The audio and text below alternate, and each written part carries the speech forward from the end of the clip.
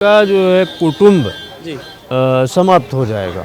इस वजह से माता पिता डरते हैं कि हमारी संतान साधु न बने, जी क्योंकि अगर साधु बन जाएगा तो उनकी आने की जनरेशन जी समाप्त हो जाएगी, मतलब उनका वंश जो है समाप्त हो जाएगा। दर्शक बंधु आरंभ हो जाइए महाकुंभर महामेला। खंडगिर पाददेश में महाकुंभ मेला आरंभ हो जाइए। विभिन्न प्रकार साधु सन्थ खाली ओडिशारू नुहे समस्त राज्यरू विभिन्न प्रकार साधु सन्थ माने एठिक आसिचंदी एवं जप तप मंत्र ध्वनि रे प्रकम्पित हेउची ए खंडगिरी परिवेश। आउ समस्त श्रद्धालु मानक मध्यरे नाही नथिबा उत्कंठा साधु सन्थक सान्निध्य लाभ करिया पई विभिन्न प्रकार श्रद्धालु माने मध्य एठिक आसुचंदी। एठी विभिन्न प्रकार साधु सन्थ माने अछंती, डाक्टर बाबा, तलवार बाबा, एमती विभिन्न प्रकार साधु सन्थ मानक समागम होइछि। कारण साधु सन्थ माने एठी आसंती समाजर कल्याण पई, समाज को सुख शांतिर वार्ता प्रदान करिया पई। जदि आपण माने साधु संघक संस्पर्श रे आसीबे, आपण मध्य गोटे साधु गोटे सेमिति स्पिरिचुआलिटी आपण पाई परिबे बा ग्रहण करि परिबे।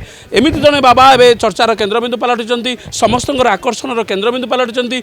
से हेउचंती स्टैंडिंग बाबा। से होती स्टैंडिंग बाबा, प्रति वर्ष आसती समस्त आकर्षण केन्द्रबिंदु पलटि। आज दर्शक बंधु आज आम आपको एमती जड़े बाबा को देखू जे कि हरिद्वार आसी, जहाँ नाम स्टैंडिंग बाबा नाम जे परिचित। बेस लोक मान मध्य गोटे उत्कंठा थाए बाबा सानिध्य लाभ करने, बाबा चरण स्पर्श करने विभिन्न प्रकार श्रद्धालु भक्त मैंने आसी। बाबा ना हूँ स्टैंडिंग बाबा। स्टैंडिंग बाबा विषय में दीपद कहवाई चाहिए। स्टैंडिंग बाबा ये एमती जेपर्यंत खंडगिरी मेला न सरी सेमती बाबा गोटे गोड़े स्टैंडिंग भाव में ठिया हुंती, से ना स्टैंडिंग बाबा। तो आसो आम बाबा को स्वागत करवा। बाबा आपको हम स्वागत करते हैं। जी नमो। जी बाबा क्या कहना चाहेंगे जो आप ऐसे ही स्टैंडिंग कितना देर तक आप रह सकते हैं इधर? हम जब से ये मेला चालू हुआ अंत मेले तक, जी लास्ट तक 9 दिन का लगता है मेला। आप जी ये जो चमत्कारी दिखा रहे हैं, कब से आपको एहसास हुआ था मेरा अंदर एक चमत्कारी है? एक नहीं, ये चमत्कार नहीं है जी, ये हमारी तपस्या है और हमारा साधु जीवन है।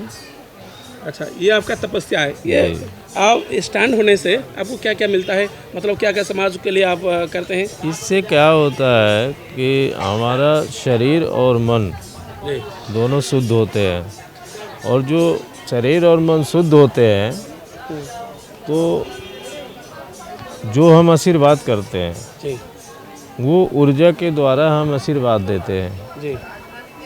हाँ। अच्छा, तब कितना साल से आप साधु बनने के आप दिमाग में ऐसा क्यों आया कि मैं साधु बनूंगा, समाज के कल्याण के लिए मैं काम करूंगा? ऐसा तो हमने कल्पना में भी नहीं सोचा कि हम साधु बनेंगे। जी। बाकी मनुष्य के जीवन में उसके कर्मों का एक प्रब्ध होता है। जी। जिस प्रकार से हम अपने जीवन में कर्म करते हैं उस प्रकार से पूर्व जन्म में हमें वहीं से हमारी जन्म की स्थिति चालू होती है। जी। ये सोचकर कोई नहीं बाबा बनता कि मैं सोचकर बाबा बन जाऊंगा। ये तो पूर्व जन्मों का हर किसी का प्रब्ध होता है। जी। अभी आपका उम्र कितना है और कितना उम्र में आप साधु बने? 50 से थोड़ा बहुत कम होगा आपका उम्र। हाँ जी। कितना उम्र में आप साधु बने? हाँ, वही 12-15 साल की उम्र से। 12-15 साल में बने। अब बनने के बाद आप आम आदमी थे, आप साधारण इंसान थे। जब साधु बनने के बाद आपके अंदर में क्या परिवर्तन आया, क्या चेंजेस आए आपके अंदर? नहीं, हम देखिए हमारी जो माता जी थी जी उनका मुझे फेस याद नहीं है, जी तो समझ लीजिए मेरी उम्र कितनी रही होगी। और और हमारे जो पिताजी थे, मैं उस समय कक्षा 4 में पढ़ता था, वो भी शांत हो गए। फिर मुझे मेरी जो पिताजी की माँ थी दादी, उन्होंने मुझे 12-15 साल तक पाला जी। हाँ, और मैं बस 15 साल के बाद इस लाइन पे उतर गया। क्यों सडन, मतलब एक्यूट सडन क्यों आपका दिमाग में ये आया? आप पाला पोस किए थे, आपको आपके गोड़ा मतलब आपका ये डिजायर था तो अच्छा इंसान बनूँ, पढ़ाई करूँ, तो फिलहाल आपका दिमाग में सडन हठात ये जो परिवर्तन कैसे आया? नहीं, हमारी दादी भी शांत हो गई और हमारे घर में कभी साधु महात्मा आया जाया करते थे। जी। तो और हमारे पिताजी जो थे वो साधु संतों की सेवा भी करते थे। जी तो हमने बोला ना कि हर किसी के पीछे पूर्व का प्रारब्ध तय होता है कर्मों के आधार से। जी। तो आपको कहाँ से इंस्पिरेशन मिली, प्रेरणा मिली, कहाँ से मतलब किसको देखकर आपको ये इंस्पिरेशन मिली, ये प्रेरणा मिली ताकि मैं भी उनकी तरह एक साधु बनूंगा? हाँ, मैंने जब पहले तो मैं ब्रह्मचर्य में रहा। जी। ब्रह्मचर्य में मेरे गुरु रहे। फिर ब्रह्मचर्य के बाद मुझे आवश्यकता समझ में आई कि अब मुझे संन्यास लेना चाहिए। तो फिर मैंने संन्यास लिया महायोगी पायलट बाबा से। जी। आपका गुरु मैं कहूँगा तो पायलट बाबा आपका गुरु? जी, महायोगी पायलट बाबा, हरिद्वार कनखल। साधु बनने के बाद आप कभी नहीं वापस अपना घर को गया? नहीं नहीं नहीं नहीं, साधु घर न जाने का रीज़न पहली चीज़ तो जब हमारा संन्यास दीक्षा होता है तो हमारा और हमारे कुटुंब का पिंडदान कर दिया जाता है। मतलब जीते जी स्वयं को भी मार देना और अपने परिवारजनों को भी मार देना। और रीजन एक ये भी आता है जिस खैर मेरे तो माता पिता थे नहीं तो मुझे तो लौटने का कोई प्रश्न ही नहीं खड़ा होता।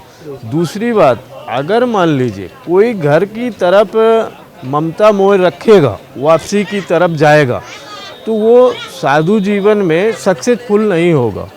क्योंकि ममता हमें कहीं ना कहीं हमें आगे बढ़ने से रोकती है। जी। ओके, इसका मतलब आप कहना चाहोगे आप खुद ने खुद का पिंडदान कर चुके हैं आप? हाँ, अपना भी और अपने परिवार कुटुंब का भी हो ही जाता है। जिसका भी सन्यासी संस्कार होता है वो अपना और अपने कुटुंब का पिंडदान कर चुका होता है। मतलब कहने का कि जीते जी उन्हें मार चुका होता है। अब अगर वो घर वापसी जाता है तो हमारे हिसाब से वो गलत है। ओके, बाबा जी बहुत बहुत धन्यवाद आपको। एक चीज़ आपसे ये सवाल मैं पूछना चाहूँगा, मैं भी मतलब ये कन्फ्यूजन में हूँ।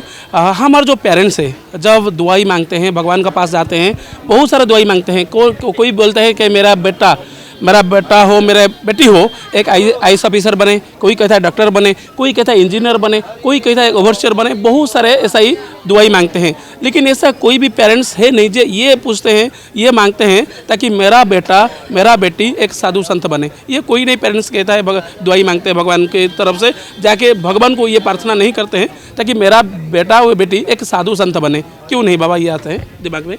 इससे ये होता है कि उनका जो है कुटुंब समाप्त हो जाएगा। इस वजह से माता पिता डरते हैं कि हमारी संतान साधु ना बने। क्योंकि अगर साधु बन जाएगा तो उनकी आने की जनरेशन समाप्त हो जाएगी। मतलब उनका वंश जो है समाप्त हो जाएगा। दूसरी चीज़, साधु जीवन में क्या है कि इसमें हमें साधु जीवन में हमें आत्म कल्याण की खोज करना चाहिए। महत्वपूर्ण जो बात है वो है हमारे जीवन में आत्म कल्याण।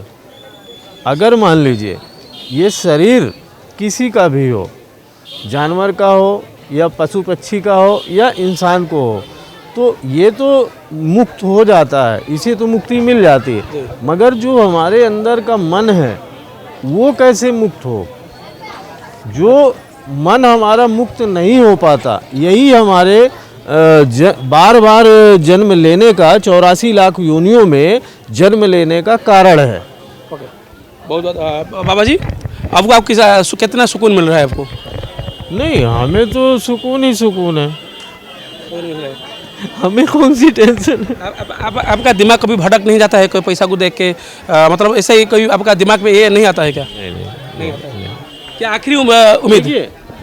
ये जो ध्यान और ध्यान है, ध्यान तभी आपको आपका सही लगेगा जब आपको किसी प्रकार की कोई चिंता नहीं होगी। अगर चिंता होगी तो ध्यान कैसा? ओके, ठीक है बाबा, आखिरी में ये पूछना चाहूँगा, आपका आखिरी मतलब आपका आखिरी डिजायर क्या है?